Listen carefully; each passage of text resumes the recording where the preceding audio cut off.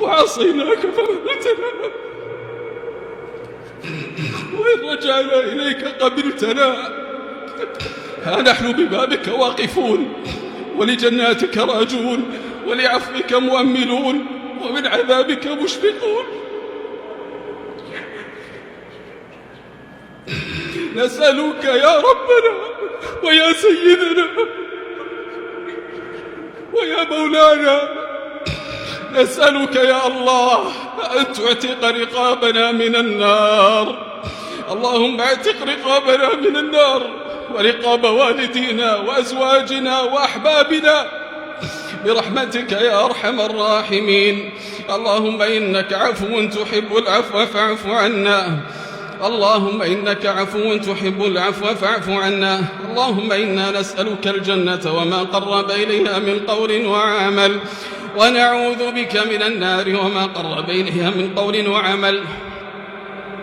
يا من يجير ولا يجار عليه، يا من لا ملجأ منه إلا إليه، اكلأنا بعينك التي لا تنام، واكنفنا بكنفك الذي لا يرام، واحفظنا بعزك الذي لا يضام.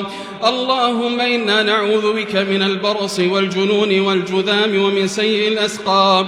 اللهم إنا نستدفع بك هذا الوباء، ونعوذ بك من كل الداء، ونستجير بك من البلاء يا رب الأرض والسماء. اللهم اغفر للمؤمنين والمؤمنات والمسلمين والمسلمات الأحياء منهم والأموات.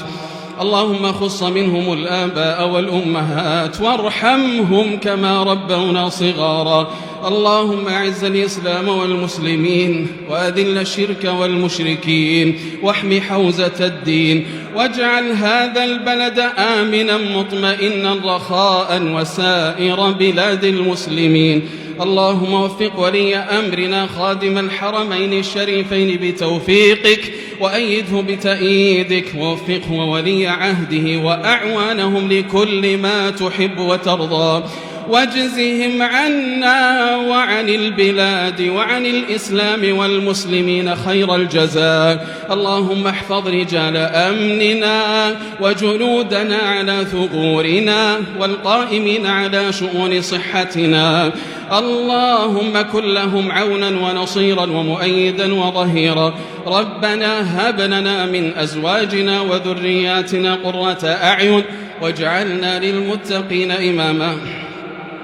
اللهم إنا نعوذ برضاك من سخطك، ومعافاتك من عقوبتك، وبك منك لا نحصي ثناء عليك أنت كما أثنيت على نفسك. وصل اللهم وسلم وبارك على نبينا محمد وعلى آله وصحبه أجمعين.